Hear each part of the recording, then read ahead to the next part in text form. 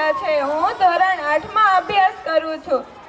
આજના અનુરૂપ હું મારી કાલી ગયેલી ભાષામાં બાપ દીકરીના સંવાદો વિશે કહીશ, જે આપ સૌ શાંતિથી સાંભળશે એવી હું આશા રાખું છું।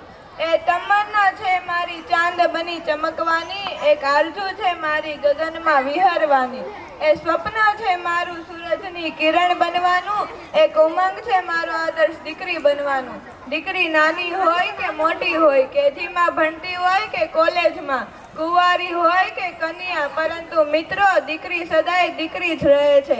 નાનપણમાં પિતા સાથે ચપચપ બોલતી હોય, માતાનું માન ન રાખતી હોય, ભાઈને ભાળીઓ ના મૂકતી હોય, બહેન સાથે બાથો ભરાવતી હોય, શેરીમાં છીપલા ઉડાડી નાખતી હોય, પરંતુ જ્યારે દીકરી મોટી થાય છે ત્યારે ગંભીરતા ધારણ કરી લે છે।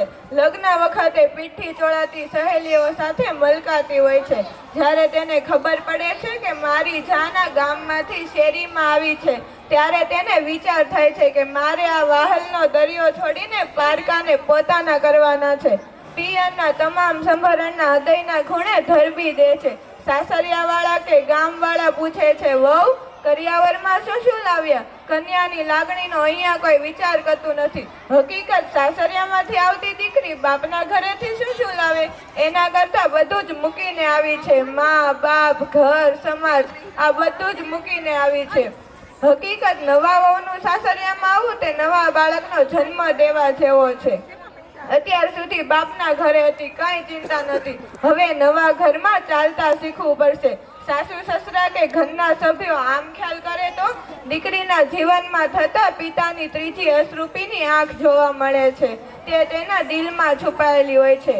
પ્રકૃતિએ પુરુષોને રડવા માટે ગોપની આંખ આપી છે। દીકરીની વિદાયમાં ગોપની આંખ રડે છે, બાપ ભૂંડો પડે છે। ઘરમાં જોઈએ તો પિતાનો ચહેરો એક આદર વિશ્વાસ બનીને રહે છે।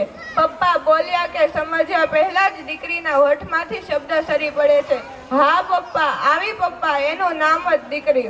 કોઈ વાર દીકરીથી નાનકડી ભૂલ થાય તો તેના મમ્મીને કહે છે, મમ્મી તું પપ્પાને ના કહેતી। સાસરિયામાંથી આવતી દીકરી કઈ લેવા નથી આવતી, તેના પિતાની ખબર લેવા આવે છે, આર્થિક સ્થિતિ જોવા આવે છે, કઈ વાંધો તો નથી ને? સ્થિતિ જોઈને ઘરના બધા સભ્યોને સૂચના દેતી જાય છે, મમ્મી પપ્પાને આદુવાળી ચા દેજે, ઓ ભાભી પપ્પાને માસ્તરની જેમ પાણી દેજો, ભૈલા પપ્પાને પરેશાન ના કરતો, હું તારા આધારે જાઉં છું, કોઈને ચિંતા ના થવા દેતો। આમ દિવસમાં હજારો કામ થઈ જાય પણ દીકરી પોતાના પિતાને નથી ભૂલતી। દીકરી પોતાના પિતાને નથી ભૂલતી। કોઈ વાર પતિ એમ કહે છે, તારા પિતાને ખબર અંતર લઈ લે ફોન કરીને, ત્યારે દીકરી ખૂબ રાજી થઈ જાય છે। પતિમાં તેને પરમેશ્વર સમજે છે। છેલ્લે ઈશ્વરને એટલી જ પ્રાર્થના કે તમારી દીકરીને એટલી દૂર ના મોકલતા। શિયાળાની કડકડતી ઠંડી લાગતી હોય, ચોમાસાની મેઘલી રાત હોય અને પિતાના છેલ્લા શ્વાસ હોય, ત્યારે દીકરી પિતાને ચમચી પાણી નથી પાઈ શકતી, ત્યારે પિતા એમ કહે છે, મારી દીકરીને તેડાવી લો, મારે તેનું મોઢું જોવું છે। છેલ્લી વખત આ પૃથ્વી પર દીકરીના મા બાપ છે તેને મારા કોટી કોટી વંદન।